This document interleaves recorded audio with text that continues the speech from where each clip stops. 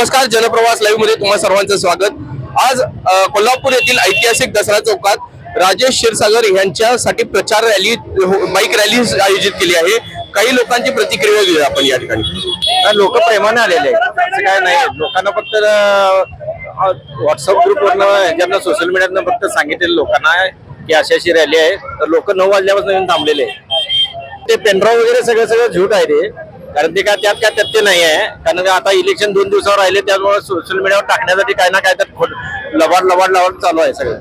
आज जे जेवढी लोक जमलेले आहेत यावर समजते की विजय आता पक्का आहे, फक्त इथून पुढे लीड मोजायचा आहे आणि यानंतर कोल्हापूरच्या विकासासाठी त्यांचं भरघोस हे लागणार आहे, सहकार्य लागणार आहे। ही आजची विजयाची रॅली आहे आणि हे सगळे रॅली आहे, हे सगळी मुलं आहेत, सगळी शिवरायांच्यावर प्रेम करणारे लोक आहेत।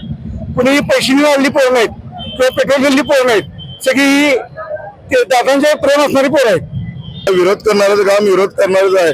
त्यांना कुठला कधी आजपर्यंत सत्तेत असताना, कॉर्पोरेशन त्यांच्या हातात असताना, स्वतः आमदार असताना त्यांना कधी विकास करायला जमलेला नाही आहे। त्यामुळे लोक आता विकासाच्या मागे उभारलेले आहेत, जे राजेश क्षीरसागर साहेबांनी आता आमदार नसताना पण त्यांनी करून दाखवलेलं आहे।